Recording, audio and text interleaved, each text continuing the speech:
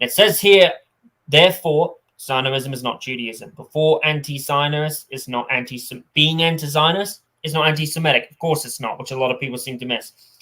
And yeah, so what is your thoughts on those facts when people mention that? Well, Zionism has always been controversial within the Jewish community. As long as Zionism has existed, it's been controversial. I'm not Jewish, but Jews debate this among themselves, and they have for more than a century. And, there is that, it is true that Judaism and Zionism are not the same, but it does bother me when I hear it being repeated a lot lately by neo-Nazis, like actual neo-Nazis. Some of the biggest neo-Nazi accounts on Twitter love to say that.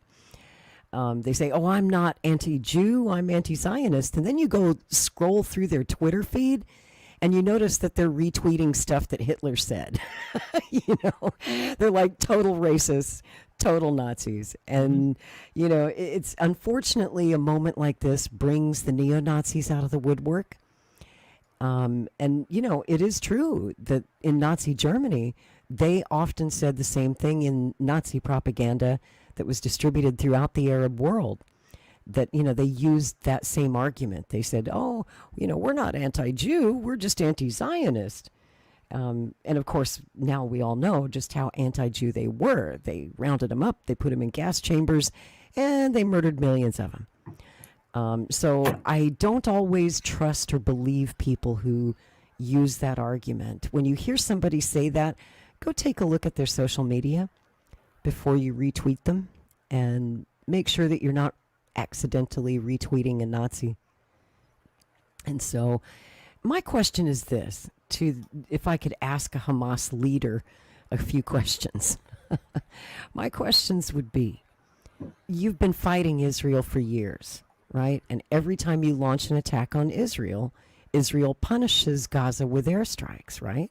So when you launched this attack on October 7th, you knew what kind of response you were going to get, right? You knew they were going to bomb the fuck out of Gaza, okay? And they did. And they've killed thousands of people. So my question to a Hamas leader would be, if you care about your people and you knew you were going to attack, why didn't you evacuate your people before the airstrikes came? Why wasn't that your top priority, protecting the Palestinian people who you are elected to represent? Did you really think that Israel wasn't going to bomb the fuck out of you after you attack their country like that? What did you expect to happen, dude? I mean, really, can we just speak honestly here? And the question is, why isn't Hamas protecting the Palestinian people? Why aren't they letting them leave Gaza? Because I don't know about you, Welsh. If I lived in Gaza and October 7th happened and I saw those airstrikes coming, I'd be thinking about leaving, wouldn't you? Why the hell would you stick around? You'd be getting the hell out of Dodge, right? You'd pack a suitcase and get out of there. Grab your kids and get out of there. And there are people who have tried to leave, and Hamas will not let them leave. So you tell me, I mean, are they doing a good job of representing the Palestinian people that we care about? The innocent people, the civilians? Who's protecting them? Is it Hamas? Because that's their job. How are they doing? Are they doing a good job? Hang on. Sorry, man, I'm just looking for something. I know it is very, very sad to see, you know. What do you think will happen to Benjamin? What is your thoughts on Elon Musk visiting, you know, Israel and him talking to Benjamin Netanyahu, the war criminal? And a lot of people were giving him a lot of flack for that. And then all of a sudden he goes on like a stage with Bob Iger, who obviously is a bit of a Zionist himself. And then he says, you know, something that all of a sudden the conservatives are praising him. What's your thoughts on that, Laurie? Elon Musk is such a puzzle, isn't he? He's so self-contradictory. I can't figure him out.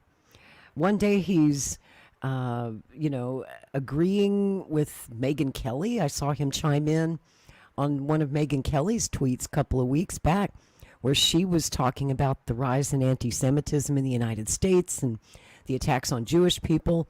And Elon agreed with her. He said, this is unacceptable. And then the very next day, Elon turned around and put out that controversial tweet that got him in so much hot water when he, jumped on some Nazi's tweet and said, oh, yeah, you're speaking the actual truth. And then, of course, the ADL got mad and the Jews got mad at Elon Musk. And so then he was in a hell of a position because his advertisers are pulling away from Twitter and he's being accused of being an anti-Semite. And so then, perhaps as a goodwill gesture, he made the visit to Israel, went and kissed the ring of Netanyahu, toured the site, watched the film, the same film that I saw, which is deeply disturbing. And he did a Twitter space with Netanyahu, which was really kind of interesting, where he agreed with every word that Benjamin Netanyahu said. And then the very next day, Elon was on CNBC saying, fuck my advertisers. If you want to boycott me, well, fuck you. And so you just cannot figure this guy out. I don't know what side he's on because he seems to be very skillfully playing both sides. I think that Elon Musk is kind of like Donald Trump. I think if he was a president, if he became president, he would be the same thing as Donald Trump. Like he would do some good things and some bad things. Right, yes. Right, because he's such a walking contradiction, much like Trump. Yeah. But I think the Constitution would prevent Elon from running because he's not a U.S. citizen. I hear a lot of people say, Elon for president, and I'm like, I don't think that would work. No, absolutely not. So, as we all know, Henry Kissinger just passed away at age 100. And I saw a very good article basically where, of course, I don't wish him to rest in peace. He's a horrible human being. He should have been locked up in prison, especially with all the war crimes he committed. Especially, when it says here. So when you look at his death, knowing the fact it says here that these are some of the biggest crimes he did, Laura, it says he carpet bombed Colombia, which killed about 1,500 people to 500,000 people, civilians, like 3,875 bombing raids between 1969 and 70. He also gave the green light for Pakistan to launch its brutal killings in Bangladesh, which led to 3 million people. He approved Argentina's dirty war against the left-wing Argentinians, which killed about 30,000 people. And also he did the bombing, of Laos, which the United States dropped 260 million bombs on an estimated 200,000 people. And he oversaw Nixon's years of the imperial wars in Vietnam, the final death toll of 2.53 million. When you look at like Henry Kissinger, what would you say is the one crime that a lot of people miss about him, that, knowing the fact he did all this horrible stuff? What would you say is your least favorite moment of him of all time? And what would you say was the greatest crime he did that no one talks about, that everyone is not aware of? Well, where do you start? You want me to just pick one? There are so many things that I disagreed with Henry Kissinger on. I was never a fan of his, but I also have this, my parents always told me not to disparage the dead, or at least the recently dead. And since he just passed away, I'm not going to disparage him, and I will try to find a couple of compliments to pay him. I thought he made a good deal with China when he was Nixon's Secretary of State. Also, I'll give him this. He was the only voice of reason, and believe me, this surprised the hell out of me. But in the Russia-Ukraine conflict, Henry Kissinger was the only voice of reason and diplomacy this past year and a half. He was early in the war trying to get Zelensky and Putin to talk to one another. And he made, he told the truth that one time when he said that Russia's going to win this war. Ukraine doesn't stand a chance, and we're running the risk of nuclear war and World War III, and he warned against it. And today, I wanted to read this to you.